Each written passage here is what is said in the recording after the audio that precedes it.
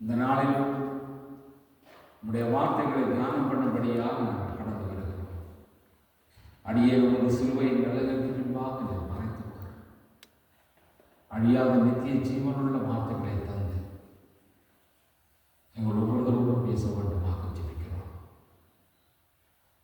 ஆவியானவரே, ஏற்ற வார்த்தைகளை ஞாபகப்படுத்தித்தான் எங்கள் ஒவ்வொருவரோடும் பேசி தந்தாவே நாங்கள் யாரும் கேட்கிறோம். இயேசுவின் நாமத்திலே ஆமென்.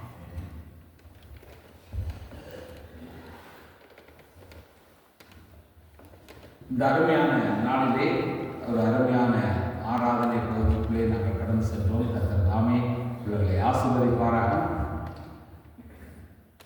இன்றைய கர்த்தருடைய வார்த்தைக்கு செல்லும் முன்னதாக ஒரு கேள்வியை மாத்திரம் உங்கள் மத்தியிலே வைக்க விரும்புகிறேன். இன்றைக்கு நாங்கள் விரும்புவது என்ன என்ற ஒரு கேள்வி வைத்தால் நாம் சொல்லக்கூடிய ஒரு பதில் ஆசீர்வாதம் என்று சொல்லலாம். இந்த ஆசீர்வாதம் என்றால் என்ன என்ற அடுத்த கேள்வி வைத்தால் நாங்கள் என்ன பதில் வைத்திருக்கிறோம்? நாங்கள் சர்ச்சுக்குள்ள இருக்கிறோட இந்த கேள்விக்கு அந்த பதில் என்ன நாங்கள் விரும்புகிறோம் என்று கேட்டால் நாங்கள் அதனுடைய சமூகத்தில் இருக்கும் ஆசீர்வாதம் சொல்லுவோம். என்ன ஆசீர்வாதத்தை விரும்புகிறோம்?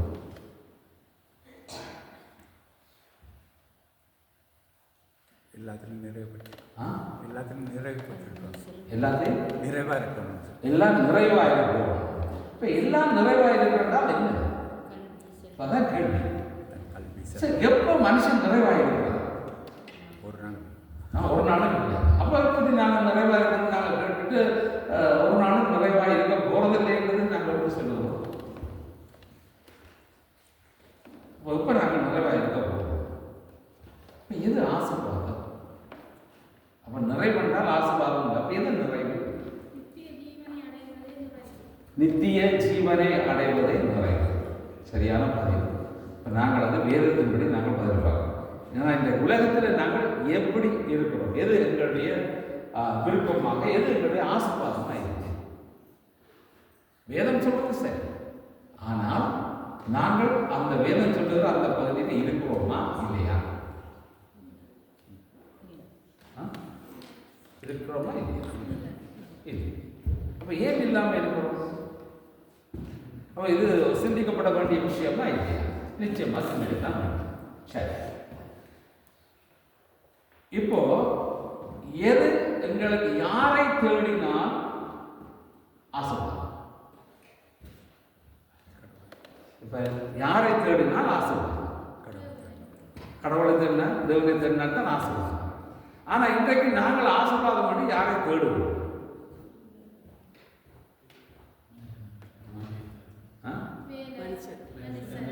வேலை, மனுஷர், இதெல்லாம் உலகத்தில் இருக்கிற காரியம். இவைகளை கொடுக்கிறவர் யார்? அதுவும் தேவன். சரியா? சரி, தேவன் அவைகளை நமக்கு கொடுக்கிறார். உலகத்திலே வாழும்போது நாம் அவைகள் மூலமாய் ஆசீர்வதிக்கப்படுவதற்காக ஆண்டவர் வழிகளை நமக்கு திறந்து தந்திருக்கிறார். சரி, இப்போ ஆண்டவர் இந்த ஆசீர்வாதங்களை எல்லாம் நமக்கு தந்திருக்கும் போது இப்போ அந்த ஆசீர்வாதம் எங்களோடு நிலைத்திருக்க வேண்டும் என்றால் நாம் என்ன செய்யும்? கர்த்தரை பற்றி பிடித்திருக்க வேண்டும். சரி, இப்போ உண்மையிலேயே ஆண்டவர் எங்களுக்கு ஆசீர்வாதத்தை தந்திருக்கிறார். ஆனால் நாங்கள் இப்போ என்ன சொல்லுகிறோம்? எங்களுக்கு இன்னும் போதாது என்ற மனநிலையில நாங்கள் வாழ்கிறோம். ஆனால் இப்போ அதை நிலைவரமாக எங்களோடு இருக்க வேண்டும் என்றால் நாம் கர்த்தரை பற்றி கொண்டு இருக்க வேண்டும். அப்படியானால் என்ன எங்களுக்கு தேவை என்றால் நாங்கள் யாரை தேட வேண்டும் என்றால் கர்த்தரை தேட வேண்டும். சரி, இப்போ இன்றைக்கு நாங்கள் வேதத்திலே இருந்து ஒரு பகுதியை நாங்கள் வாசித்து அதிலிருந்து நாங்கள் வார்த்தைக்குள்ளே கடந்து போகலாம். 1 நாளாகமம் 28வது அதிகாரம் 9வது வசனம். 1 நாளாகமம் 28வது அதிகாரம் 9வது வசனம். இங்கே சாலமோனுக்கு சொல்லப்படுகிற ஒரு வார்த்தை. என் குமாரனாகிய சாலமோனே, நீ உன் பிதாவின் தேவனை அறிந்து அவரை உத்தம இருதயத்தோடும் உற்சாக மனதோடும் சேவி. கர்த்தர் எல்லா இருதயங்களையும் ஆராய்ந்து நினைவுகளின் தோற்றங்களை எல்லாம் அறிகிறார். நீ அவரை தேடினால் உனக்கு தென்படுவார். நீ அவரை விட்டுவிட்டால் அவர் உன்னை என்றைக்கும் கைவிடுவார். அப்போ இங்க சாலமோனுக்கு சொல்லுகிற போது சொல்றார், உன் பிதா தாவீது. அப்ப தாவீது உன்னுடைய தேவனை நீ அறிந்து நீ உத்தம இருதயத்தோடும் உற்சாக மனதோடும் சேவி. சேவி என்று சொல்லப்படுகிறது. அப்ப இந்த சேவி என்றால் என்ன? அதாவது சேவி இது கட்டாயமா? கட்டாயம் இல்லை. அந்த வார்த்தை முடிவு கட்டாயம். அப்ப கட்டாயமாக தேவனை நாங்கள் என்ன செய்யணும்? சேவிக்க வேண்டும், அவரை ஆராதிக்க வேண்டும், அவரை தேட வேண்டும். அப்ப இது அவசியமாய் இருக்கிறது. அப்ப கர்த்தர் எல்லா இருதயங்களையும் ஆராய்ந்து, அவ எல்லாருடைய இருதயங்களையும் கர்த்தர் என்ன செய்கிறாரா? ஆராய்ந்து அறிகிறார். நினைவுகளின் தோற்றங்களை எல்லாம் அவர் அறிகிறார். அப்ப ஆண்டவர் எங்களுடைய நினைவு, எங்களுடைய இருதயம் எல்லாத்தையும் அவர் ஆராய்ந்து பார்க்கிறார். சரியா? இப்போ எங்களுடைய இருதயம் என்ன யோசிக்குது, அதாவது எதை விரும்புது, எங்களுடைய மனசு சிந்தனை எதை நினைக்குது, எதை விரும்புது, இது ஆண்டவருக்கு தெரியுமா? தெரியாதா? தெரியும். அது ஆண்டவருக்கு பிரியம் உள்ளதா, பிரியம் இல்லாததா? அப்ப இதை நாங்கள் எப்படி பார்க்க வேண்டும்? இப்ப நம்முடைய வீடுகளில் இப்ப பிள்ளைகள் ஏதாவது தவறானது செய்யும் போது நாங்கள் பிள்ளைகள் என்ன சொல்லுறோம்? நீ செய்வது பிள்ளை, நீ செய்வது சரியில்லை, நீ திருந்து இதை செய், நாங்கள் சொல்லுவோம். அப்போ இது நாங்கள் பிள்ளைகள் செய்கிறதை கண்ணால் பார்க்கிறோம். அப்ப அந்த பிள்ளைகள் சில விஷயங்களை நினைக்கும். அதனால தெரியுமா? தெரியுமா? தெரியாது.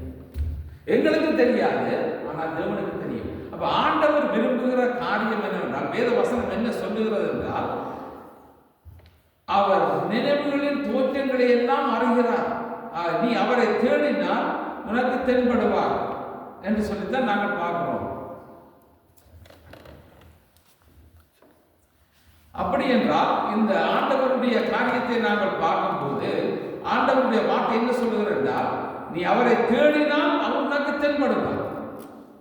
அப்ப தேடினால் தான் நாங்கள் அதை கண்டுகொள்ள முடியும். அதே நேரத்தில் அந்த வார்த்தை என்னக்கு முடிகிறது என்று நீங்கள் பார்த்தீர்கள், நீங்கள் அவரை விட்டுவிட்டால், சரியா? ஆண்டவரை விட்டு விட்டால், அவரை விட்டு நாங்கள் வெளியில வந்து விட்டால் அவர் என்ன சொல்றார் என்றால், இன்றைக்கு விட்டாச்சு நாளைக்கு நாங்கள் தொடர்பு சொல்லி இருக்கா? இல்லை, கம்ப்ளீட் கட் ஆஃப், அவ்வளவுதான், ஒரு தொடர்பே கிடையாது. அப்ப இது எவ்வளவு ஒரு மோசமான நிலைமை. இதை நாங்கள் சிந்தித்து பார்க்கணும். ஆனா எங்களுடைய மனசு எப்படி இருக்குன்னா, நாங்கள் நினைக்கிற நேரம் ஆண்டவர்கிட்ட போவோம். எங்களுக்கு வேற சில காரியங்கள் இருந்தால் நாங்கள் அதை பார்ப்போம். அதுக்கு பிறகு டைம் இருந்தால் எப்பயாவது நாங்கள் போவோம். இதுக்கெல்லாம் ஆண்டவர் ஆள் இல்லை. சரியா? இதுக்கெல்லாம் ஆண்டவர் உடன்படுறவரும் அல்ல. இதை நாங்கள் தெளிவாக புரிந்து கொள்ளாமல் இருக்கிறதுனாலே தான் இன்றைக்கு நம்முடைய வாழ்க்கையிலே நாங்கள் பல நெருக்கங்கள் வழியாய் நாங்கள் போகிறோம். நெருக்கம் வாழ்க்கையில தேவை. ஏன் நெருக்கம் வருது அதையும் நம்ம பார்க்கிறோம். நெருக்கம் வரும்போது என்ன நடக்கும்? நெருக்கம் வரும்போது என்ன நாங்கள் செய்வோம்? அப்பா கத்திரிட்ட போகும். அப்ப நெருக்கம் அவசியமா இல்லையா? ஆண்டவருக்கு தெரியும் இவங்க வரமாட்டாங்க ஒழுங்கா, ஆனால் நெருக்கத்தை கொஞ்சம் கொடுத்தால்தான் கடவுளையே கொண்டு வருவாங்க. அப்ப ஆண்டவர் நெருக்கத்தின் மத்தியிலும் ஆண்டவரை தேடுகிற மக்கள். அப்ப ஆண்டவருடைய காரியங்களை நாங்கள் பார்க்கும்போது தேவன் ஒரு காரியத்தை நிச்சயப்படுத்தி சொல்லுகிறார், நீ அவரை தேடினால் அவரை நீ கண்டுகொள்வாய். அடுத்த வசனத்தை இன்னொரு வசனத்தை பார்க்கலாம். 2 நாளாகமம் 15வது அதிகாரம் 2வது வசனம். 2 நாளாகமம் 15வது அதிகாரம் 2வது வசனம். அவன் வெளியே ஆசாவுக்கு எதிர்கொண்டு போய் அவனை நோக்கி, ஆசாவே, யூதா பெஞ்சமின் கோத்திரங்களின் சகல மனுஷரே கேளுங்கள். நீங்கள் கர்த்தரோடு இருந்தால் அவர் உங்களோடு இருப்பார். நீங்கள் அவரை தேடினால் உங்களுக்கு வெளிப்படுவார். அவரை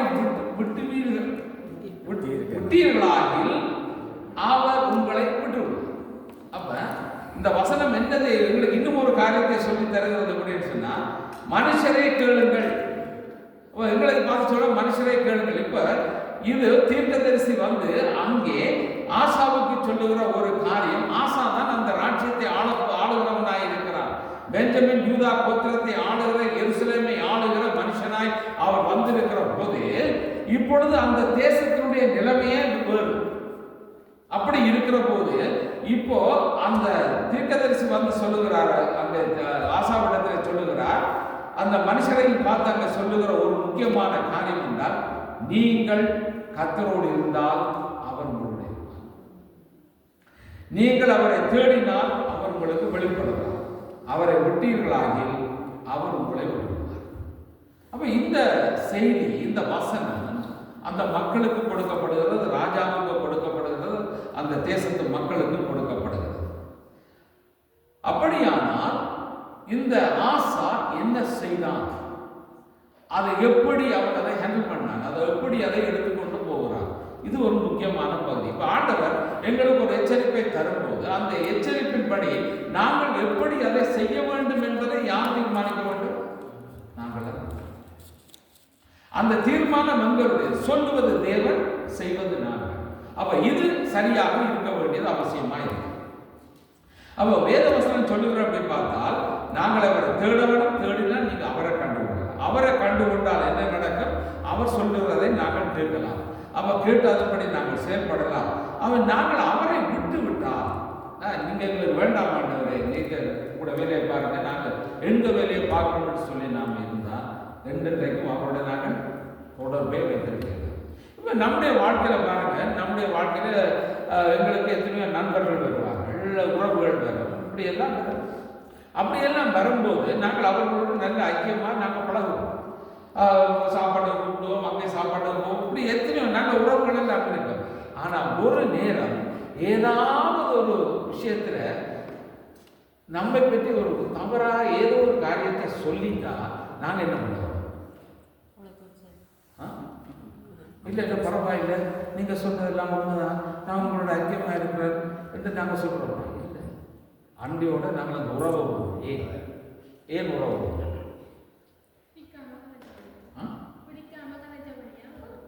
இப்போ எங்களுக்கு, அதாவது எனக்கு அது சரியானதை அவர்கள் சொல்லவில்லை. அப்ப அது ஏற்றுக்கொள்ள முடியாத ஒன்று, நான் உறவை தவிர்க்கிறோம். இப்ப ஆண்டவர் என்ன செய்யறார்? அவரோட நீங்கள் உறவு இல்லை என்றால் எனக்கு உங்களோட உறவு இல்லை, சரியா கிடையாது. ஆனா நாங்கள் என்ன சொல்லுவோம் தெரியுமா? நாங்க மனுஷர், அவர் கடவுள். அப்ப அவர் வந்து இரக்கம் உள்ளவர், நன்மை செய்கிறவர், மன்னிக்கிறவர். அப்ப எங்களை மன்னிக்க கூடாது, மன்னிக்க வேணுமெண்டா நாங்கள் என்ன சொல்ல மன்னிப்பை கேட்கணும். அப்ப நாங்க கேட்காம அவர் மன்னிக்கிறார் சொன்னால் அது நியாயமே இல்லை. அப்ப ஆண்டவர் சொல்றார், அவரோடு நம்முடைய உறவு, ஐக்கியம் அது சரியா இருக்க வேண்டும்.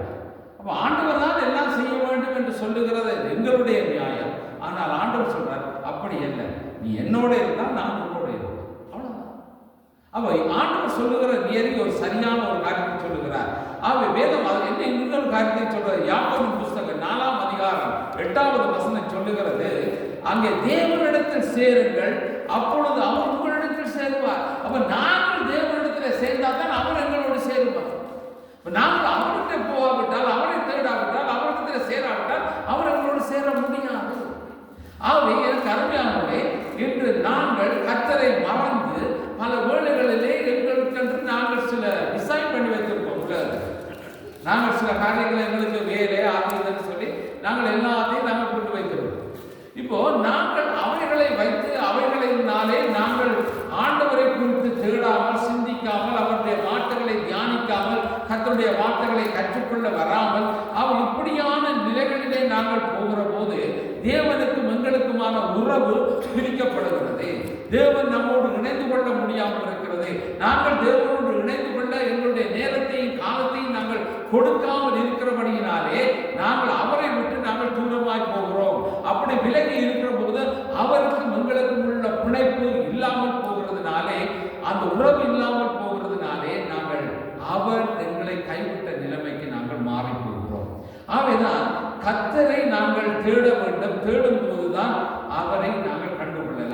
வேதத்திலே நாங்கள் பார்க்கும்போது ஆங்கிலத்திலே சொல்லும்போது சொல்லப்படுகிறது கீப் ஆன் சீக்கிங், நீங்க தொடர்ந்து தேடிக்கொண்டே இருங்கள், அப்படிதான் சொல்லுது.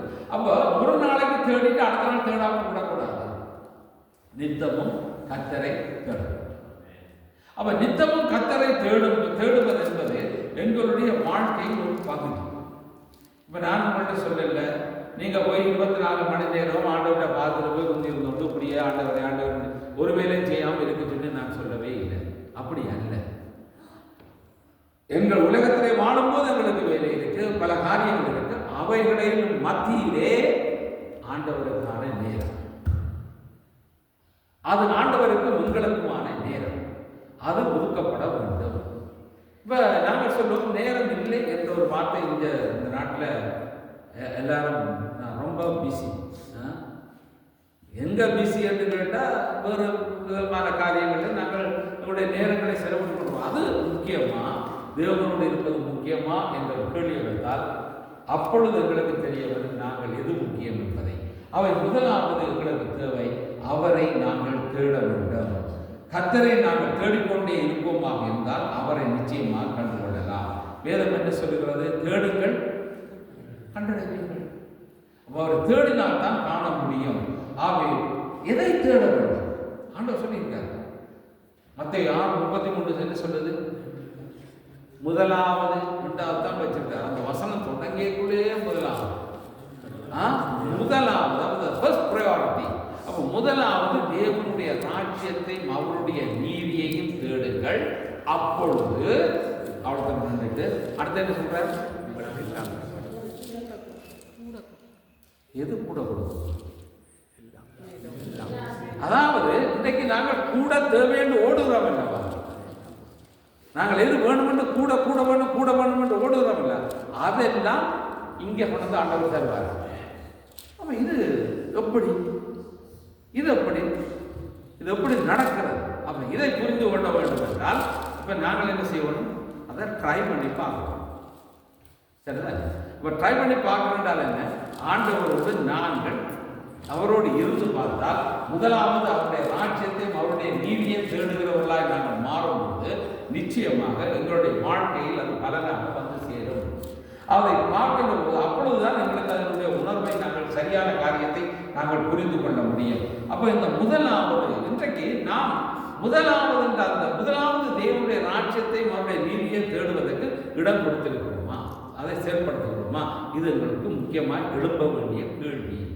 அப்படி இருக்குமானால் நாங்கள் அவரோடு நாங்கள் முன்னுரிமை கொடுத்து, இப்போ பாருங்க, ஆண்டவர் உலகத்தை உருவாக்கி மனிதனை படைத்து எல்லாத்தையும் கொடுத்த பிறகு ஆண்டவர் 6 நாள் மனுஷனுக்குரியதுன்னு சொன்னார். சரிதானே? 6 நாள் மனுஷனுக்கு, ஒரு நாள் தானே ஆண்டவர் கேட்டார். வேற ஒன்றே கேட்கல, ஒரே ஒரு நாள் தான் கேட்டார். அந்த ஒரு நாளே நாங்களால் கொடுக்க முடியாமல். அப்ப அந்த ஒரு நாளை கூட நாங்கள் என்ன யோசிக்கிறோம்னு சொன்னா, அன்றைய நாள் எப்படி நான் இன்னும் கொஞ்சம் காசு உழைக்கலாம். அப்ப ஆண்டவரை தேட வேண்டும் என்ற அந்த மனநிலை அல்ல, பணம் கடவுளாய் மாறுகிறது. அப்படிப்பட்ட நிலைமையில போகும்போதுதான் நாங்கள் வருந்துகிறவர்களாய், வருத்தத்துக்குரியவர்களாய், அங்கே பலவிதமான நெருக்கத்துக்குரியவர்களாக நாங்கள் மாறுகிறோம். அவை நாங்கள் கர்த்தரோடு இருந்தால், கர்த்தரை தேடுகிறவர்களாய் இருந்தால் அதிலே என்னென்ன ஆசீர்வாதங்கள் இருக்கிறது. சரியா? ஒரு சில காரியங்களை நாங்கள் வேதத்தில் பார்க்கலாம். வேதம் சொல்லுகிறதை நாங்கள் தெளிவாக புரிந்து கொள்ள வேண்டும். 105வது சங்கீதம் 3வது வசனம் சொல்லுகிறது, கர்த்தரை தேடுகிறவர்களின் இருதயம் மகிழ்கிறது. எத்தனை பேர் சந்தோஷமா இருக்கிறீங்க என்று கேட்டால், இந்த இடத்துல வந்து உங்களை பார்த்து எத்தனை பேர் சந்தோஷமா இருக்கிறீங்க அப்படின்ற ஒரு கேள்வி வச்சா, மகிழ்ச்சியா இருக்கிறீங்க என்று கேட்டால் எத்தனை பேர் நாங்கள் சொல்லலாம், நான் சந்தோஷமா இருக்கிறேன், நான் மகிழ்ச்சியா இருக்கிறேன் என்று எத்தனை பேர் சொல்லலாம்? மக்கள் பார்க்கறதுக்காக சில நாங்கள் சொல்லலாம், கை வைக்கலாம். ஆனால் உண்மையா உங்களுடைய இருதயத்தை தொட்டு சொல்றதா இருந்தால் எத்தனை பேருக்கு மகிழ்ச்சியா இருக்கு? அப்ப இப்ப அந்த வேதம் என்ன சொல்றதுன்னா, கர்த்தரை தேடுகிறவர்களின் இருதயம், அவரை நித்தமும் தேடுகிறவர்களாய் இருந்தால் அவர்களுக்குள்ளே ஒரு மகிழ்ச்சியை தேவன் கொண்டு வருவார், சந்தோஷத்தை கொண்டு வருவார். அந்த இருதயம் மகிழ்ச்சி மகிழ்ச்சி உள்ளதாக இருக்கும். 34வது சங்கீதம் 10வது வசனம் சொல்லுகிறது, கர்த்தரை தேடுகிறவர்களுக்கு ஒரு நன்மையும் குறைவுபடாது. அப்ப இன்றைக்கு நாங்கள் என்னத்தை விரும்புகிறோம்? நன்மையானதுகளை விரும்புகிறோம். அந்த நன்மை குறைவுபடாமல் இருக்க வேண்டும் என்று சொன்னால் வேதம் சொல்லுகிறது, கர்த்தரை தேடுகிறவர்களாக இருந்தால் உங்களுக்கு ஒரு நன்மையும் குறைவுபடாது. 69வது சங்கீதம் 32வது வசனம் சொல்லுகிறது, கர்த்தரை தேடுகிறவர்களுடைய இருதயம் வாழும். கர்த்தரை தேடுகிறவருடைய இருதயம் வாழும். அப்படி என்றால் என்ன? வாழும் லைஃப் சரியா? அப்படியான ஒரு காரியத்தை ஆண்டவர் அங்கே வைக்கிறார் என்று சொல்லி வேதத்திலே பார்க்கிறோம். 70வது சங்கீதம் 4வது வசனம் சொல்லுகிறது, கர்த்தரை தேடுகிறவர்கள் மகிழ்ந்து சந்தோஷப்படுவார்கள். அப்போ கர்த்தரை தேடுகிறவர்களுடைய வாழ்க்கையிலே சந்தோஷம் இருக்கும், சமாதானம் இருக்கும். அதை தேவன் கொடுக்கிறார். எஸ்ராவின் புஸ்தகம் 8வது அதிகாரம் 22வது வசனம் சொல்லுகிறது, கர்த்தரை தேடுகிறவர்களின் மேல் அவருடைய கரம் நன்மையாய் இருக்கிறது. அப்ப கர்த்தரை நாங்கள் தேடுகிறவர்களாய் இருந்தால் அவர்கள் மேலே தேவனுடைய கரம் நன்மையான ஈவுகளை, நன்மையான ஆசீர்வாதங்களை அவர் தருவார் என்று சொல்லி வேதம் சொல்லுகிறது. அங்கே சங்கீதம் 9:10வது வசனம், 9வது சங்கீதம் 10வது வசனம் சொல்லுகிறது, கர்த்தரை தேடுகிறவர்களை அவர் கைவிடுவதில்லை. அப்ப கர்த்தரை நாங்கள் தேடுவோமாக இருந்தால் தேவன் நம்மை கைவிடுவதில்லை என்று சொல்லப்படுகிறது. நீதிமொழிகளின் புஸ்தகம் 28வது அதிகாரம் 5வது வசனம் சொல்லுகிறது, கர்த்தரை தேடுகிறவர்கள் சகலவற்றையும் அறிவார்கள். அப்போ கர்த்தரை தேடுகிறவர்கள் சகலத்தையும் அறிந்து கொள்ளக்கூடியவர்கள், நிதானித்து அறிகிற இடத்திலே அவர்கள் இருப்பார்கள். ஓசியா தீர்க்கதரிசியின் புஸ்தகம் 10ஆம் அதிகாரம் 12வது வசனம் சொல்லுகிறது, கர்த்தரை தேடுகிறவர்களின் மேல் அவர் நீதியை வர்ஷிக்க பண்ணுவார். கர்த்தரை தேடுகிறவர்களுக்கு தேவன் நீதியை வர்ஷிக்க பண்ணுகிறவராய் கொடுக்கிறவராய் இருக்கிறார் என்று வேதம் சொல்லுகிறது. எபிரேயர் 11:6 சொல்லுகிறது, கர்த்தரை தேடுகிறவர்களுக்கு அவர் பலன் அளிப்பார். பாருங்க எத்தனை விதமான ஆசீர்வாதங்கள் தேவன் வைத்திருக்கிறார். 119வது சங்கீதம் 2வது வசனம் சொல்லுகிறது, கர்த்தரை தேடுகிறவர்கள் பாக்கியவான்கள். அவை கர்த்தரை தேடுகிறவர்களுக்கு இத்தனை நிறைவான ஆசீர்வாதங்கள் வாக்களிக்கப்பட்டிருக்கிறதை நாங்கள் பார்க்கிறோம். அவை இவைகள் எங்களுடைய வாழ்க்கையில இருக்குமா இருந்தால் எவ்வளவு சிறப்பா இருக்கும்னு சிந்தித்து பாருங்கள். அவ நம்முடைய வாழ்க்கையிலே நாங்கள் சில வேளைகளிலே இல்லாதவைகளை குறித்து தான் நாங்கள் ஆசைப்படுறோம். சரியா? நமக்கு இல்லை என்கின்ற ஆதங்கம் அதிகமாக இருக்கிறது. அவை இருக்க வேண்டிய இந்த காரியம் தேவனோடு இருக்குமா இருந்தால் சகலமும் எங்களுக்கு நிறைவானதாக மாறும் என்பதை குறித்து வேதம் தெளிவாக சொல்லுகிறது. ஆகவே கர்த்தரை தேடுவதற்கு நாங்கள் முன்னுரிமை கொடுக்கும் போது, நேரத்தை நாங்கள் ஒதுக்கும் போது தேவனை நாங்கள் கண்டுகொள்ளத்தக்கதாக இருக்கும். ஆகவே இன்றைக்கு வேதத்திலே இருந்து ஒரு சில மனிதர்களை உங்களுக்கு முன்பாக நான் வைக்க விரும்புகிறேன். கர்த்தரை தேடி கண்டுகொண்ட மனிதர்கள் அவர்கள் யார், எப்படிப்பட்டவர்கள், என்ன நடந்தது என்பதை நாங்கள் பார்க்கலாம். நாங்கள் வாசித்த அதே வேத பகுதி 2 நாளாகமம் 15வது அதிகாரம் முதல் 2 வசனங்கள். 2 நாளாகமம் 15 முதல் 2 வசனங்கள். அப்பொழுது தேவனுடைய ஆவி ஓதேதின் குமாரனாகிய அசரியாவின் மேல் இறங்கினதினால் அவன் வெளியே ஆசாவுக்கு எதிர்கொண்டு போய் அவனை நோக்கி, ஆசாவே, யூதா பெஞ்சமின் கோத்திரங்களின் சகல மனுஷரை கேளுங்கள், நீங்கள் கர்த்தரோடு இருந்தால் அவர் உங்களோடு இருப்பார், நீங்கள் அவரை தேடினால் உங்களுக்கு வெளிப்படுவார், அவரை விட்டீர்களாகில் அவர் உங்களை விட்டு விடுவார்.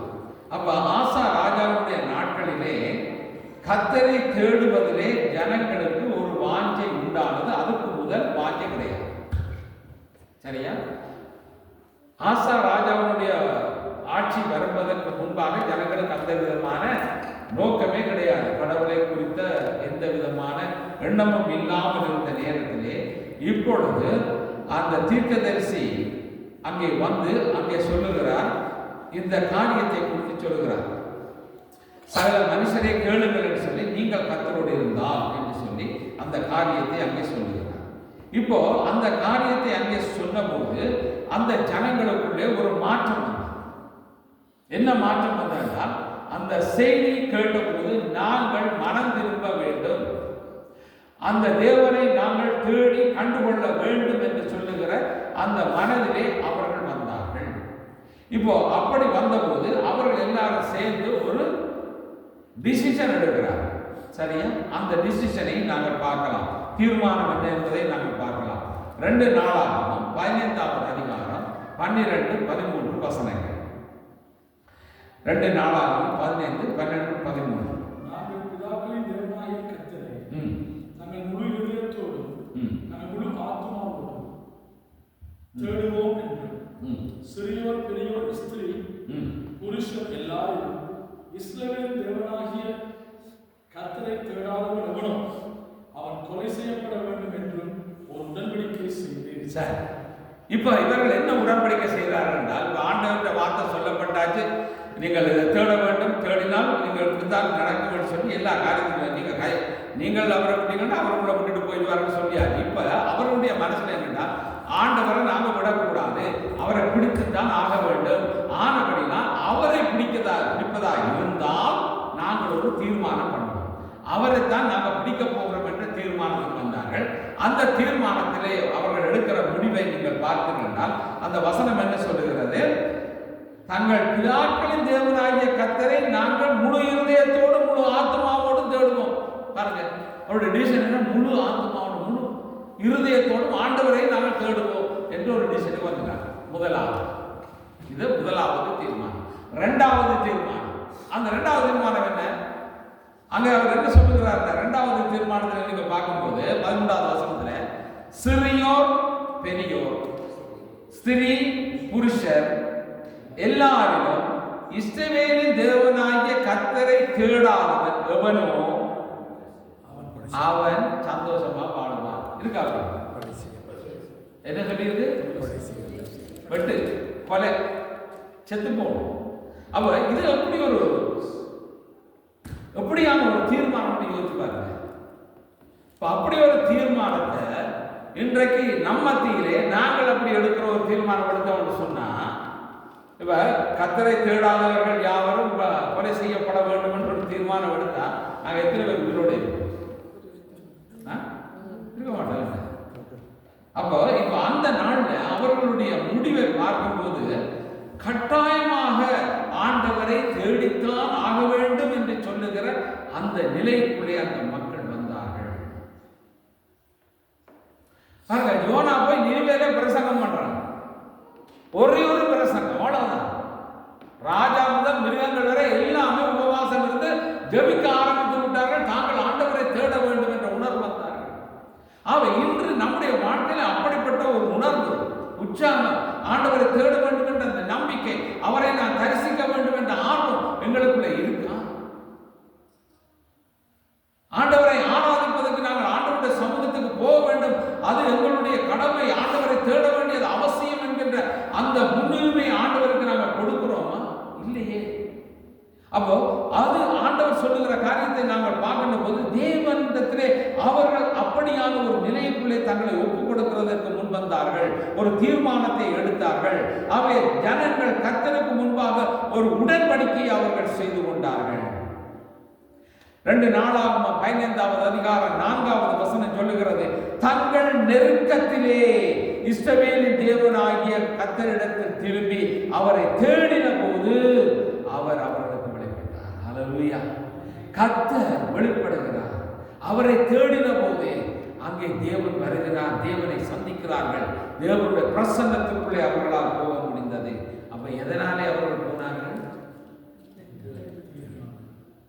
தீர்மானத்துக்கு பிறகு இந்த வசனம் தொடக்கத்தில் என்ன வருது? நெருக்கம். அப்ப எங்களுடைய வாழ்க்கையில ஆண்டவரை தேடுகிறதுக்கு ஆண்டவர் வச்சிருக்கிற ஒரு பொருள் நெருக்கம். அப்பதான் நாங்கள் ஆண்டவரை கூப்பிடுறோம். இப்ப ஆண்டவரை இப்ப நாங்கள் சொல்றோம், நல்ல வேலை கொண்டு ஆண்டவரை எல்லாம் கேட்டு ஆண்டவர் நல்லது வேலை தந்துட்டாங்க வச்சு கொடுங்க. நல்ல வேலை கிடைச்சிட்டு, நல்ல சம்பளம் கிடைச்சிட்டு, 17 பேசிக் சம்பளம்னு சொன்னா 25 கிடைக்குதுன்னு வச்சுக்கொள்ளுங்க, நல்ல சம்பளம் ஆயிடுச்சு அவருக்கு. இப்போ அந்த கம்பெனி சொல்லுது ஞாயிற்றுக்கிழமையில் வேலை செய்வோம்னு சொல்லுங்க. இப்போ நாங்கள் ஆண்களுக்கு சம்பவமா கம்பெனியா? யோசிங்க, எதுங்கிற பதில ஞாயிற்றுக்கிழமை யாரும் நாட்டில் லீவு இல்லை, ஆக்களுக்கு லீவு தான். நாங்கள் எதை நாங்கள் ப்ரிஃபர் பண்ணுவோம்? வேலை. அப்போ நாங்கள் என்ன வேலைக்கு முன்னுரிமை கொடுத்துட்டு இப்போ நாங்கள் என்ன சொல்லுவோம்? இப்போ ஆண்டவர்கிட்ட, ஆண்டவரே நான் கேட்டு நீர் தானே வேலை தந்தீர், நீர் என்றோ தராமல் விட்டுருக்கணும், ஞாயிற்றுக்கிழமை எனக்கு வேலை. அப்போ இதை ஆரோட நீர் பேசணும்னா கம்பெனி மேனேஜரோட நீர் பேசணும், நாங்கள் போய் கேட்கலாம். இதுதான் நாங்கள் சொல்ல வார்த்தை. இப்போ இந்த நாடு என்ன சொல்லியிருக்கு? இந்த நாட்டுகளோட சட்டம் என்ன?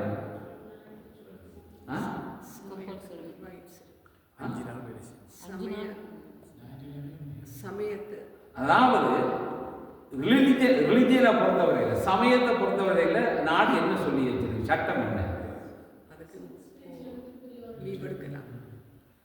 யார் யார் என்னென்ன மதத்திலே இருக்கிறார்களோ அவர்கள் தங்களுடைய மார்க்கத்தின் படியாக அவர்கள் ஆலயத்துக்கு போறதுக்கு அவர்களுக்கு ரைட்ஸ் இருக்கு. அவனுடைய தான் இஸ்லாமியர்களுடைய கம்பெனியில் வேலை செய்யக்கம் 5 நேர தொழுகை எங்கே செய்கிறாங்க? சரி, ரோட்டில் கவர் பண்ணி கொண்டிருக்கிறாங்கன்னா காரை கொண்டே ஒரு பாக்கிலோட்டில் போட்டு பின்னாலே நிற்கிறான், அதில் ரெண்டு தொழுது கொண்டு இருக்காங்க. அப்போ இது யாருடைய ரைட்ஸ்? அவர்களுடைய ரைட்ஸ். அப்போ நீதிமன்ற நாடு என்ன சட்டம் வைத்திருக்கின்றால் அவருடைய ரைட்ஸை அவர்களோட கரி பண்ண வேணும். அப்போ எங்களுடைய வேலை என்னென்றால் அவர் சொன்னார், கம்பெனி மேனேஜர் சொன்னார், அந்த சூப்பர்டென்டென்ட் யார் சொன்னாலும் சரி, இந்த ஞாயிற்றுக்கிழமை நான் வேலை செய்ய மாட்டேன், அது ஆண்டவருடைய நாள், கர்த்தருடைய ஆலயத்துக்கு போவது என்னுடைய வேலை. ஆகவே வேலை செய்வதாக இருந்தால் நான் சர்ச்சுக்கு போயிட்டு வந்து வேலை செய்வேன்.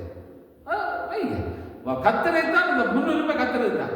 சரி, இப்போ காலையில் வேலைக்கு போயாச்சு, இப்போ இங்கே ஈவினிங் சர்வீஸ், இப்போ காலையில் வேலைக்கு போயாச்சு, ஏன்னா காலையில் விடாத இருக்கிறோம், வேலைக்கு போயாச்சு. இப்போ சர்வீஸ் 4 மணி என்ன நாங்கள் என்ன செய்யணும்? அங்கே சொல்லணும் 4 மணிக்கு எனக்கு சர்ச், நான் 2 மணியோட நான் போகிறேன். இது நாங்கள் சொல்லலாம் இல்லையா? சொல்ல மாட்டோம். ஏன் சொல்ல மாட்டோம்னு கேட்டால் அங்கால ஒரு 3-4 மணித்தால சம்பளம் எனக்கு இல்லாமல் போகும். அப்போ என்ன நடக்கும்? $100 போச்சு, 25ல் 4 மணித்தால போனால் $100 போச்சு. அப்போ இதுதான் எங்களுடைய சிந்தை. அப்போ நெருக்கம் வருமா வராது? ஆண்டவர் தருவார், அந்த நெருக்கத்தை கொண்டு வருவார். அப்போ நாங்கள் திரும்ப விடுவோம் ஆண்டவர்கிட்ட. ஆனால் சிந்திக்கிறோமா இல்லையா? சிந்திக்கிறதே இல்லை. ஆகவே தேவனுடைய வார்த்தைகள் ஒன்றும் போய் சொல்லல. சொன்ன வார்த்தைகள் எல்லாம் ஆணித்தரமான வார்த்தைகள். இதை நாங்கள் தெளிவாக புரிந்து கொள்ள வேண்டியது அவசியம். அவை வாழ்க்கையில எல்லாம் நன்றாக இருக்கும் போது நாங்கள் கர்த்தரை தேடவோ அவருடைய சமூகத்துக்கு வரவோ எங்களுக்கு நேரமில்லை, வாஞ்சையும் கிடையாது. ஆனால் நெருக்கம் வரும்போது கர்த்தருடைய சமூகத்துக்கு ஓடி வருகிற பழக்கம் நம்மிடத்தில் இருக்கிறது. ஆண்டவர் அந்த கூட்டல் உடைக்கும் சொன்னார் அவருடைய. அவை எனக்கு அருமையான வேத இன்னொரு கருத்தை சொல்றது, அதை நாங்கள் பார்க்கலாம். 2 நாளாகமம் 14வது அதிகாரம் 7வது வசனம் சொல்லுகிறதை பார்க்கலாம். இப்போ 2 நாளாகமம் 14:7 சொல்றது, அவன் யூதாவை நோக்கி, தேசம் நமக்கு முன்பாக அமர்ந்திருக்கையில் நாம் இந்த பட்டணங்களை கட்டி. இப்ப இந்த ஆசா ராஜா வந்து இதன் உடனே இப்ப அவர்கள் எல்லாரும் விஷயம் எடுத்தாச்சு, எல்லாரும் ஆண்டவரை தொழுது கொண்டு தீர்மானம் எடுத்த பிறகு இப்ப நாடு எப்படி வந்திருக்கு? நல்ல இப்ப இலங்கையை பற்றி சொல்றதா கிளீன் ஸ்ரீலங்கா, இப்ப கிளீன் எருசலேம் வந்துட்டு. இப்ப மக்கள் எல்லாம் ஆண்டவரை தேடி வந்துட்டாங்க. ஆண்டவரை தேடி எல்லாம் ஆண்டவரோடு இருக்கிற நேரத்தில் இப்ப அந்த தேசம் எப்படி இருக்குன்னா நல்ல அமெரிக்கையாய் இருக்குது. அப்படி இருக்கையில இப்ப அவர்கள் ஒரு தீர்மானத்துக்கு வர்றார்கள். இந்த பட்டணங்களை கட்டி அவர்களுக்கு அலங்கங்கள், கோபுரங்கள், வாசல்கள் உண்டு பண்ணி தாழ்பால் போட்டு பலப்படுத்துவோமாக. அப்ப நாங்கள் இப்ப இந்த தேசத்தை நாங்கள் பலப்படுத்தி ஒரு நல்ல ஒரு கட்டுக்கோப்புக்குள்ளே நாங்கள் வைப்போம் என்ற ஒரு தீர்மானத்தை அவர்கள் எடுத்து நம்முடைய தேவனாகிய கர்த்தரை தேடினோம். அவ கர்த்தரை தேடினதுனால நல்ல ஒரு ரிவார்டு கிடைக்கப்பட்டிருக்கிறது. தேடின போது சுற்றிலும் நமக்கு இளைப்பாறுதலை கட்டளையிட்டார். அப்ப மற்றவர்களுடைய நெருக்குதல்கள் இல்லை, மற்ற மக்களுடைய பாதிப்புகள் இவர்களுக்கு இல்லை. தேவனுடைய பாதுகாப்பு சூழ்ந்து கொண்டது. ஆனபடியினாலே தேசம் அமெரிக்கையாய் இருக்கிறது. ஆனபடியினால் நாங்கள் இப்பொழுது அரங்கத்தை கட்டி எங்களுடைய தேசத்தை பாதுகாக்கத்தக்கதாய் எல்லாவற்றையும் செய்து, ஏனென்றால் தேவன் இளைப்பாறுதலை கட்டளையிட்டார். அப்படியே அவர்கள் செய்தார்கள். காரியம் வாய்த்தது.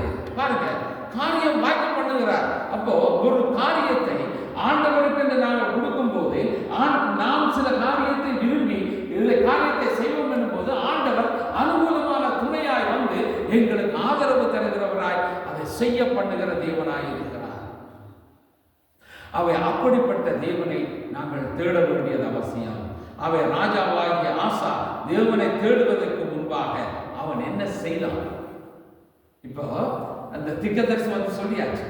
ஆசா ராஜாவை கேட்டுட்டார். இவர் தான் இப்ப மக்களை லீட் பண்ணி போக போறவர். இப்ப இவர் எடுத்த முக்கியமான வேலை என்ன? நீங்க பாருங்க, அவர் என்ன செய்தார் என்பதை நான் பார்க்கும்போது, முதலாவது தன்னை சுத்தப்படுத்துகிறார், இரண்டாவது தேசத்தை சுத்தப்படுத்துகிறார். 2 நாளாகவும் 14வது அதிகாரம் 3வது வசனம், 2 நாளாகவும் 14:3, அந்நிய தேவர்களின் பீடங்களையும் மேடைகளையும் அகற்றி சிலைகளை உடைத்து விக்கிர தோப்புகளை வெட்டினான். இப்ப முதலாவது பேசுறான், தேசத்துல கிளீன், பயங்கர கிளீனிங். என்ன கிளீனிங் என்று கேட்டா, அங்கே விக்கிரகங்கள் ஆராதனைகள் இருந்தது, அவைகளை எல்லாம் டிஸ்ட்ராய் பண்ணார், சுத்தப்படுத்தினார். இனி இந்த தேசம் நம்முடைய தேவனுக்குரிய தேசம். வேறு விக்கிரகங்கள், வேறு ஆராதனைகள் இதுக்குள்ள இருக்க முடியாது. கம்ப்ளீட்டா எல்லாவற்றையும் துப்புரவு செய்தான் என்று நாங்கள் பார்க்கிறோம். அவை கர்த்தருடைய பார்வைக்கு அவன் என்ன செய்தான்? நன்மையானதை செய்தான். ஆசா தன் தேவனாகிய கர்த்தரின் பார்வைக்கு நன்மையும் செம்மையுமானதை செய்தான் என்று 2 நாளாகவும் 14:2 சொல்லப்பட்டிருக்கிறது. அப்போ கர்த்தருடைய பார்வைக்கு பிரியமுள்ள காரியத்தை அவன் செய்தான். முதலிலே அவன் தன்னை சீர்படுத்தினான், அடுத்தது தேவனுக்காக வைராக்கியமாயிருந்தான், அடுத்தது தேசத்துக்கு செம்மையான நன்மையானவைகளை செய்தான், பின்பு அவன் தேவனை தேடினான். அப்போ முதல் கர்த்தரை தேடுவதற்கு முதல் நாங்கள் அவரை தரிசிப்பதற்கு எங்களை குறிப்பாக நாம் நம்மை ஆயத்தப்பட வேண்டும். நாங்கள் எங்களை சுத்திகரிக்க வேண்டும். எங்களுடைய தவறான வழிகள் எங்களிலிருந்து மாற்றப்பட வேண்டும். மாற்றி ஆண்டவரை தரிசிப்பதற்காக நாம் நம்மை ஆயத்தப்படுத்துகிற அந்த ப்ரிப்பரேஷன் எங்களுக்கு அவசியமாக இருக்கிறது. அவை நாம் தேவனுக்கு கொடுக்க வேண்டிய அந்த முக்கியத்துவம், அந்த அன்பு, அது வேறு பொருள்களுக்கோ, வேறு மனிதர்களுக்கோ, சொத்துக்களுக்கோ, வேறு பணங்களுக்கோ, இப்படியான காரியங்கள் எங்களுக்கு கடவுளாக வராதபடி காத்துக்கொள்ள வேண்டும். அது எங்களுக்கு விக்கிரகமாக வரக்கூடாது. இன்றைக்கு அனைவருடைய வாழ்க்கையில் விக்கிரகங்கள் இருக்கு. எந்த விக்கிரகம் இருக்கு? நான் சொல்றது வீட்டில் உள்ள சில விளையாட்டுகள், அவைகளை நான் சொல்றேன். விக்கிரகமா என்ன இருக்கு?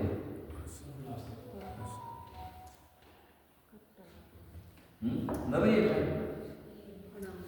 அப்ப நாங்கள் எதை ஆசைப்பட்டு நாங்கள் அதிகமாக இருக்கிறோமோ அதுதான் நிரூபிக்கிறது. அதை நாங்கள் விட்டு நாங்கள் ஆண்டவரிடத்திலே வர வேண்டியது அவசியம். அவை எனக்கு அருமையானவர்களே, நம்முடைய வாழ்க்கையிலே ஆண்டவருக்காய் நிற்பது அவசியமான ஒரு காரியம், அவரை தேடுவது அவசியமான ஒரு காரியம். ஆமோஸ் தீர்க்கதரிசி புஸ்தகம் 5வது அதிகாரம் 4-5 வசனங்கள். ஆமோஸ் 5:4-5 வசனங்கள். கர்த்தர் இஸ்ரவேல் வம்சத்தாருக்கு சொல்லுகிறது என்னவென்றால், பாருங்க வசனம் தெளிவா இருக்கு. என்னை தேடுங்கள். கர்த்தர் சொல்லுகிறார், என்னை தேடுங்கள், அப்பொழுது பிழைப்பீர்கள்.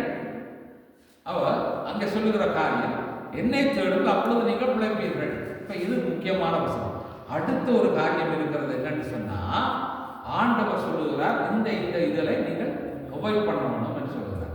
அந்த சொல்லுகிற இடத்தை நீங்கள் தெளிவாக பாருங்கள். அதுக்கு எப்படிப்பட்ட இடத்தை அவர் அவாய்ட் பண்ண சொல்லுகிறார். சரியா? சரி. பெத்தேலை தேடாதீர்கள். அப்போ பெத்தேல் இது, பெத்தேல் வேதத்தில் எந்த இடத்துல என்னவா இருக்கு? பெத்தேல் பெத்தேல் என்றால் வேதத்தில் வந்து ஒரு இம்பார்ட்டன் ஆகடா. இப்ப யாக்கோபு தான் அந்த முதல் கல்லை வைத்து அந்த இடத்துல வந்து அது திரும்பி வந்த போது அவன் சொல்றான், இது பெத்தேல் என்ற பெயரை வைக்கிறான். வச்சு அந்த அந்த பெத்தேல் என்ற இடம் வந்து ஒரு மகிமைக்குரிய இடமாக வைக்கப்படுகிறது ஆரம்பத்தில். இப்போ அந்த பெத்தேல் என்று சொல்லப்படுகிற இடம் வந்து ஒரு பிரசித்தி பெற்ற அல்லது நல்ல ஒரு தேவனுடைய ஒரு விருப்பமான ஒரு இடமாய் காணப்படுகிறது ஒன்று. அடுத்தது இப்போ நாங்கள் அந்த வசனத்திலேருந்து அவர் சொல்றாரு, இப்ப அந்த பெத்தேலை நீ தேட வேண்டாம். சரியா? எங்களுக்கு அந்த பெத்தேல்னு சொன்னோன்னு எங்களோட மனசுல எப்படி வருது? உடனே தேவனுடைய பிரசன்னம் இருந்த இடம் அதான் இது. இப்போ ஆண்டவர் சொல்றார் அது வேண்டாம். சரியா? இப்போ இதுக்கு பிறகு உள்ள விஷயத்துக்கு நான் பிறகு வாரம் சொல்றதுக்கு இப்போ அது வேண்டாம்னு சொல்றேன். சரி, அடுத்தது என்ன சொல்றாங்க? கீழ்காலிலும் சேர வேண்டாம். இந்த கீழ்கால் என்ற இடம் இது. அங்கதான் சவுல இந்த சாமுவேல் அபிஷேகம் பண்ணிடுறாங்க. அது ஒரு பிரசித்தி பெற்ற ஒரு இடம். கீழ்காலை சொல்றாங்க. சரி, இப்போ அடுத்த சொல் பெர்சேபா. பெர்சேபாவுக்கு போகணும் சொல்றாங்க. அப்ப ஆண்டவர் இந்த வேதத்தில் சொல்லப்பட்ட இந்த 3 இடங்களும் ஒரு மெயினான இடம். இந்த மெயினான இடத்துக்கு போகணும். அப்படி இப்ப நாங்கள் என்ன சொல்லுவோம்? பெத்தேலண்டா நல்லந்தானே, கீழ்காலண்டா நல்லந்தானே, பெர்சேபாண்டா நல்லந்தானே, வேதத்தில் அதுக்கு முக்கியத்துவம் கொடுக்கப்பட்டது. அங்க முக்கியமான சம்பவங்கள்லாம் நடந்தது. ஏன் நாங்கள் அங்க போகக்கூடாது? அங்க போய் தரிசித்தால் என்ன, அங்க போய் இருந்து ஜோம் பண்ணா என்ன? நாங்கள் இப்படிதான் யோசிக்கணும். அங்க எல்லாம் நல்ல நல்ல இதுகளெல்லாம் அந்த முந்தைய அது நடந்தது இது நடந்தது நாங்களும் போவாங்க இப்படிதான் யோசிக்கணும். ஆனா ஆண்டவர் அதை என்ன பார்க்க, ஆண்டவர் என்ன செய்யறாருன்னா, நீ அந்த பாப்புலரா இருக்கக்கூடிய எல்லாத்தையும் நீ வைத்து நீ விடாத. நீ தேட வேண்டிய இடத்துல ஆண்டவரை தேடு. நீ பெத்தேலையும் போய் தேட வேண்டாம், பெர்சேபாவும் போய் தேட வேண்டாம், கீழ்கால போய் தேட வேண்டாம். நீ இருக்கிற இடத்துல இந்த ஆண்டவரை தேடு. இதுதான் முக்கியம். ஆண்டவர் சொல்றாங்க, அதுல ஆண்டவர் அதை சொல்லி கொண்டு வந்துட்டு பெர்சேபாவுக்கும் போகாதீங்கள் என்றுட்டு, ஏனென்றால் கீழ்கால் வந்து போனீங்கன்னா சிறையிருப்பா இருக்கும், பெத்தேலுக்கு போனா பாலான ஸ்தலமா இருக்கும். அப்ப ஆண்டவருக்குள்ளே அது இருக்கவில்லை. ஆனா நீங்கள் இனி அங்க போக வேண்டாம். ஆண்டவருடைய ஒரு விஷயம். அப்ப இன்றைக்கு நான் ஆண்டவர் எது வேண்டாம் என்று சொல்லுகிறாரோ அதுதான் எங்களுக்கு வேணும் என்று நாங்கள் மாறிக்கொண்டிருக்கிறோம். ஆனால் ஆண்டவர் சொல்லுகிற ஒவ்வொரு காரியங்களையும் நாங்கள் தெளிவாக புரிந்து கொள்ள வேண்டும். ஆனபடிதான் இன்றைக்கு மக்கள் என்ன செய்கிறார்கள் என்று கேட்டால், அது புண்ணிய ஸ்தலம், இந்த மலைக்கு போனா இது நல்லது அது நல்லது, இதுல நீராடினா நல்லது என்று சொல்லி போகிற ஒரு கூட்டம் இருக்கிறது. இன்றைக்கு அதே போல பல கிறிஸ்தவர்களும் இருக்கிறார்கள். அந்த இடத்துக்கு போனா அங்க பெரிய காரியங்கள் நடக்குது, இங்க எது நடக்குது, அப்ப அங்கே போகும்னு சொல்லுகிறார். அது அல்ல, அது அல்ல. அப்ப தேவனுடைய காரியம், நாம் கர்த்தரை தேடினால் அவரை நாங்கள் கண்டடைய முடியும், அவரை நாங்கள் தேட வேண்டியது அவசியம். அப்ப தேவனிடம் வருவதற்கு முன்பாக முதலாவது நாங்கள் எங்களை செவ்வாய்ப்படுத்த வேண்டும். எங்களிடத்திலே காணப்படுகிற கோணலாளர்களை எல்லாம் நாங்கள் மாற்றி அமைக்க வேண்டும். கடந்த கால வாழ்க்கையில் இருந்து முற்றிலுமான ஒரு மாற்றத்தை எங்களுடைய வாழ்க்கையில் கொண்டு வர வேண்டியது அவசியம்.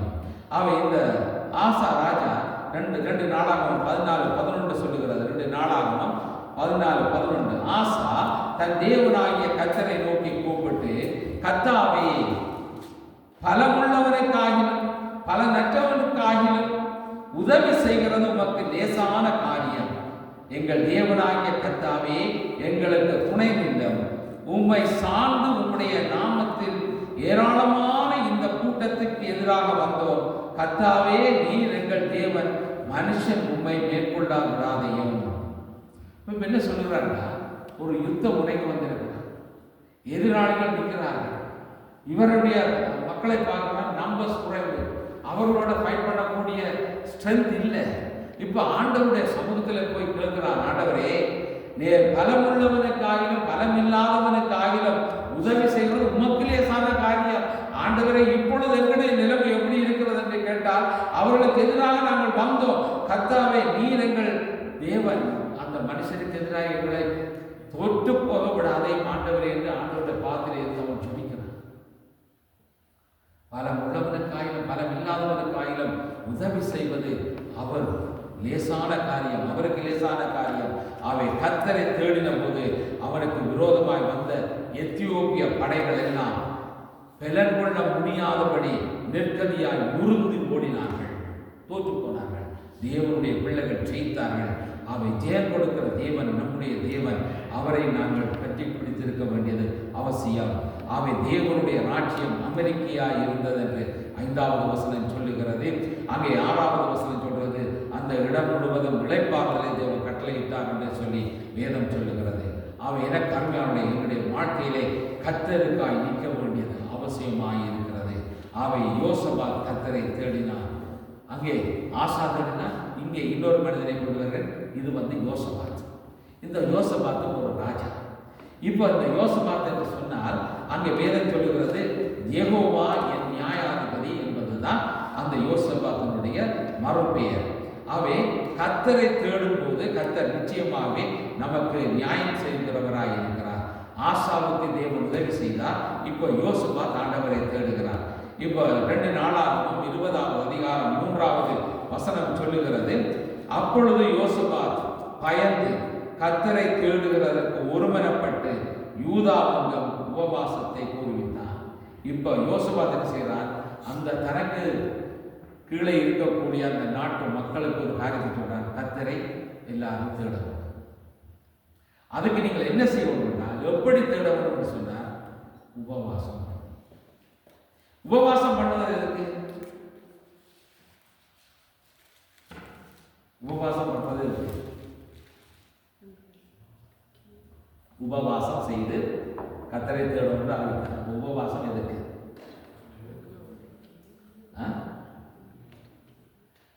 ஆண்டவரை தேடுவதற்கு, எங்களுடைய மாம்சத்தை ஒடுக்குறது.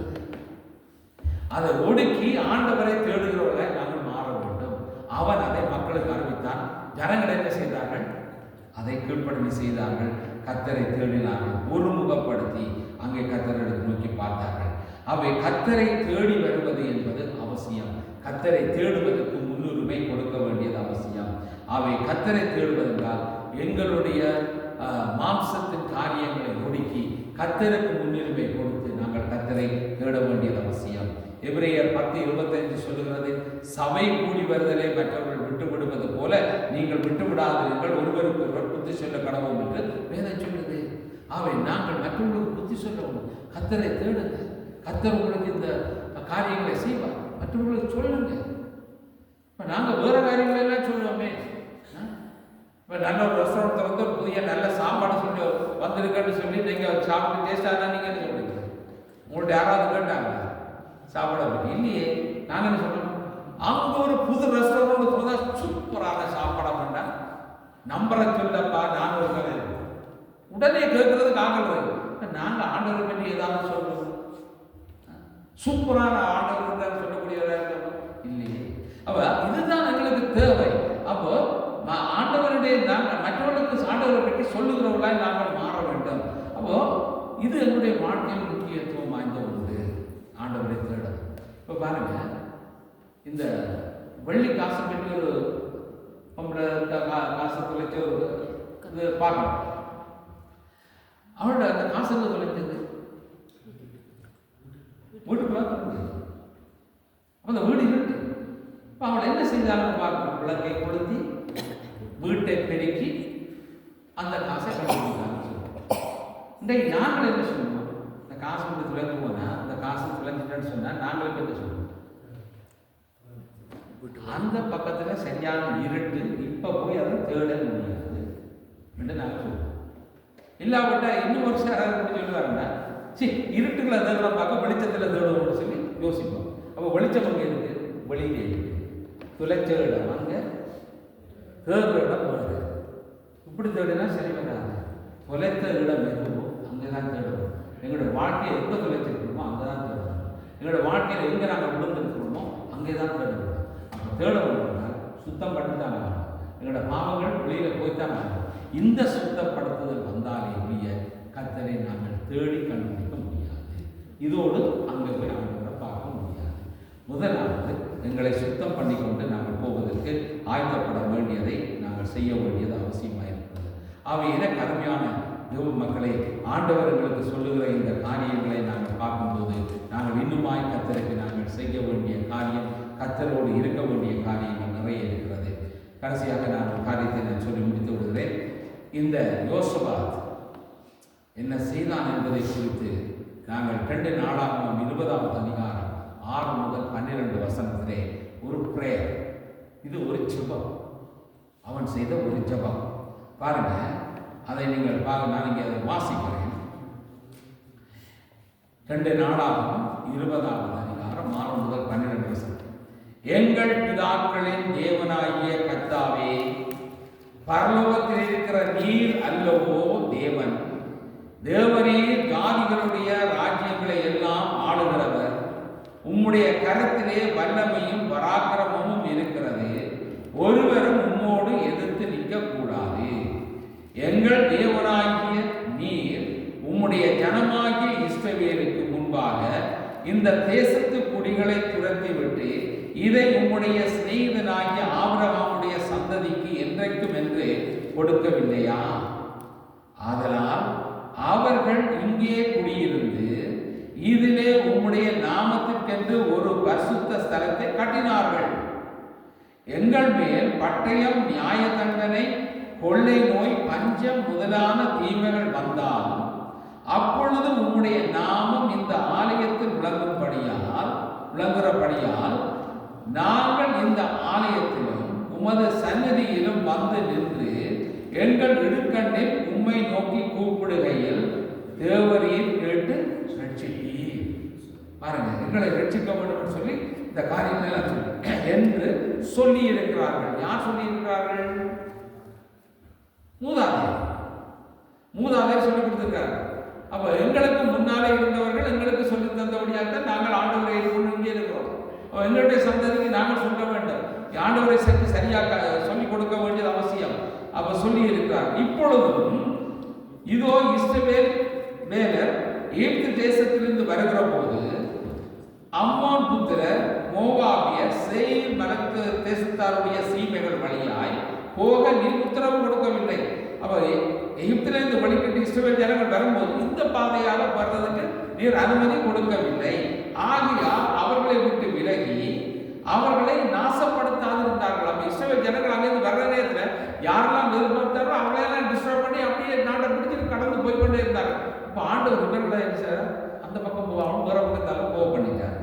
அப்ப நாசப்படுத்தாதிருந்தார். இப்பொழுதும் இதோ அவர்கள் எங்களுக்கு நன்மைக்கு தீமையை சரிக்கட்டி தேவரீர் எங்களை சுதந்திரிக்க பண்ணின உம்முடைய சுதந்திரத்திலிருந்து எங்களை துரத்தி விட வருகிறார்கள். இப்ப இந்த பிரேயர்ல என்னத்தை நீங்க பார்க்குறீங்க? பிரேயர்ல என்னத்தை நாங்க பார்க்கணும்? அவர்கள் ஜெபம் பண்ணுறாரு ஆண்டவர்கள். நாங்க இஸ்ரவேலிலிருந்து நீங்க கூட்டிக் கொண்டு வந்தீங்க, ஆபிரகாமுக்கு கொடுத்த வாக்குத்தத்தத்தின்படி இந்த காரியங்களை எல்லாம் செய்து நீங்க குடியிருத்தி அவர்கள் அந்த ஆலயம் எல்லாம் கட்டி அங்க நாங்களும் போயிருந்து நாங்களும் அங்கே எல்லாம் போயிருந்து நாங்கள் ஜெபிக்கிறோம், எங்களை ஜெபத்தை கேட்டு எங்களை ரட்சிப்பீர்னு சொல்லி அந்த இடத்துல அவர் பிரேயர்லாம் செய்துட்டு இப்போ அவர் சொல்லுறாங்க, நீர் அவர்களை வழிநடத்தி கொண்டு வரைக்க இந்த மக்கள் இருக்கிற பக்கமாக கொண்டு போகாமல் வேறு வழியாக கொண்டு வந்தபடியினால அவர்கள் இன்னும் அங்கேயே இருக்கிறார்கள், அவர்கள் அழிக்கப்படையில்லை. இப்போ அவர்களால் எங்களுக்கு பிரச்சனை வருது. இதுதான் ஆண்டவர்கிட்ட கொண்டு வர பிரேயர் ரிக்வெஸ்ட். எங்கள் தேவனே, அவர்களை நீர் நியாயம் தீர்க்க மாட்டீரோ கேட்கிறார். எங்களுக்கு விரோதமாக வந்த இந்த ஏராளமான கூட்டத்துக்கு முன்பாக நிற்க எங்களுக்கு பலன் இல்லை. அந்த ஜனத்தை எதிர்த்து நாங்கள் நிற்க முடியாமல் நாங்கள் இருக்கிறோம். நாங்கள் செய்ய வேண்டியது இன்னதென்று எங்களுக்கு தெரியவில்லை. நாங்கள் என்ன செய்தாலும் இதில் நாங்கள் வரலாம்னு எங்களுக்கு தெரியவில்லை. ஆகையால் எங்கள் கண்கள் உண்மை நோக்கி கொண்டிருக்கிறது. இப்ப என்னத்தை நாங்கள் புரிஞ்சிருக்கிறோம்? இந்த ஜெபத்துக்கு ஒரு முக்கியமான விஷயம் என்ன?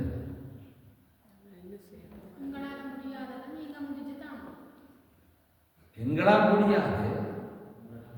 அவர்களே முதல் ஆரம்பத்திலேயே அந்த இஸ்ரவேல் ஜனங்களை இவங்களோட பக்கத்துக்குள்ளாக விட்டுருந்தால் அவங்க எப்பயோ இவங்களை வெட்டி சரிச்சுட்டு போயிருப்பாங்க, அவங்க இருந்திருக்க மாட்டாங்க. ஆனா அவங்கள நீர் அங்கே வச்சிருக்குது. ஏன் ஆண்டவர் அதில் வச்சார்? இதுதான் முக்கியமான விஷயம். ஏன் அவர்களே அங்கே வச்சார்? அந்த வச்சதுனாலதான் இப்ப வர்ற இந்த பிரச்சனைன்னு அவர்கள் சொல்லுகிறார்கள். ஆண்டவர் ஒரு காரணத்துக்காக தான் வச்சார். இப்ப இவர்கள் யாரை தேடி போகிறார்கள்? இப்ப அவர்களை எதிர்த்து நிற்க முடியாத ஆண்டவரே, நீர் தான் எங்களுக்கு என்ன செய்யறதுன்னு எங்களுக்கு தெரியாது. ஆகையால் எங்கள் கண்கள் உண்மைத்தான் நான் நோக்கிக்கொண்டிருக்கேன். என்ன தேவை என்றால் ஆண்டவரை நோக்கி கொண்டு இருக்கணும் என்றால் பின்னுக்கு ஒரு பிரஷர் தேவை. ஆண்டவருக்கு தெரியும் அதான் வச்சிருக்காரு. இப்போ அவர்கள் நினைக்கிறபடினால தான் இவர் ஆண்டவர்கிட்ட போயிட்டு வேற தஞ்சம் இல்லை நீர்தான்னு சொல்லி போய் நிற்கிறார். எல்லாம் சந்தோஷமா இருக்கும்னு சொன்னா அவர்கள் என்ன செய்திருப்பாரு? ஓகே, நீரும் இருக்கிற இடத்துல இருந்து நாங்கள் இருக்கிற இடத்துல இருந்து அவை அப்படி அல்லாமல் கர்த்தரை தேடுகிறதிலே யோசபாத் முழு இருதயத்தோடும் முழு ஆத்மாவோடும் அவன் கர்த்தரை தேடினான் என்று நான் பார்க்கிறோம். அவன் எனக்கு அருமையான தேவச்சனம். இன்றைக்கு நாம் அவரை தேடுவோமாயிருந்தால் அவரை கண்டடைய முடியும். அவரை தேடினால் எங்களுக்கு ஆசீர்வாதம். இந்த உலக பிரகாரமான ஆசீர்வாதத்தை நான் வேண்டாம் என்று நான் சொல்லவில்லை. அப்படி நான் சொல்ல வரவில்லை. முக்கியத்துவம் எதற்கு கொடுக்க வேண்டும் என்பதை குறித்து தான் நான் சொல்கிறேன். அவை ஆண்டவரை நித்தமும் தேடுகிறவர்களாக வர வேண்டும். அவருடைய சத்தத்துக்கு கீழ்ப்படிகிறவர்களாக நாங்கள் மாற வேண்டும். எங்களிடத்திலே பலன் இல்லை, நாங்கள் பலன் இல்லாதவர்கள். ஆனால் பலன் கொடுக்கிறது ஆண்டவர்.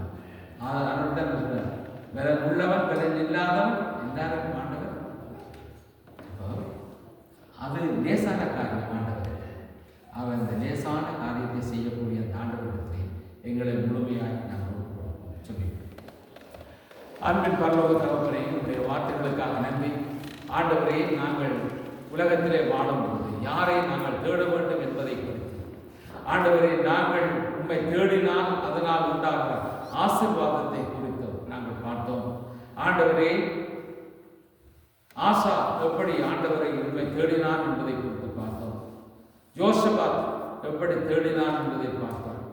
ஆண்டவரை, நாங்களும் உண்மை தேடும்படியா, எப்பொழுதும் உண்மை தேடி உண்மை கண்டுபிடித்து நாங்கள் உம்மோடு இருக்கும்படியா எங்களை வழி நடத்தும். உடைய பரிசுத்த கருத்தில் எங்களை தாழ்வு கொடுக்கிறோம். இயேசுவின் நாமத்தை ஜெபம் நல்ல பிதாவே, ஆமென்.